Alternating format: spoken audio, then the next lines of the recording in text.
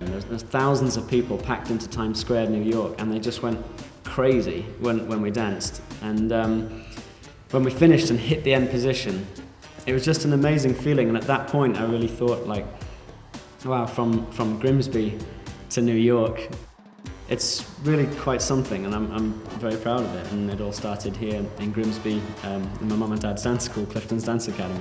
So I started dancing when I was, I think, 4 years old.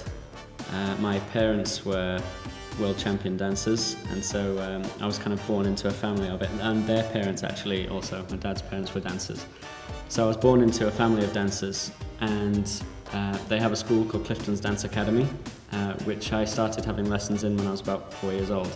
My parents being world champions as Latin dancers, there was a lot of pressure from other people in the dance world because they knew that. So it was always a case of, as Keith and Judy Clifton's son, you know, and daughter actually. My sister Joanne is one of the world's best ballroom dancers as a competitor right now. My main aim was always to, you know, win the next competition. It was to become British champion, or to become international champion, or to become world champion. That was always my aim, and I never really thought about anything else. That's always what I was working towards as an amateur competitor.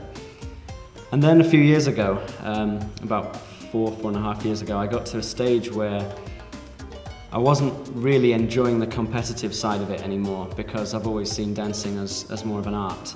The dancing I do is Latin American dancing. It comes under the umbrella of ballroom dancing. So I then went for an audition to start with Burn the Floor, and they accepted me. And I've been on tour with Burn the Floor on and off for about the last 4 years. And for me, it gives me a lot more creative freedom in dancing.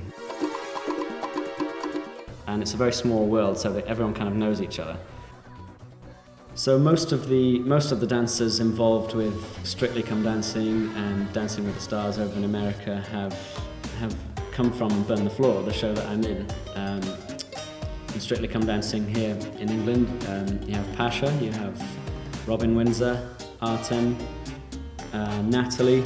Well, it's fantastic because, like I said, it's a long process when you're auditioning for a musical or for a show. To finally get that call, you've been through weeks and weeks of all these different tests that they put you through, and they don't give you any clue. You're always looking for a little smile or a wink or something from the casting agents, and you never get anything, and then you're just waiting and waiting. So then when you finally get that call, it's a moment of like, you know, I've done it, I've really achieved something here.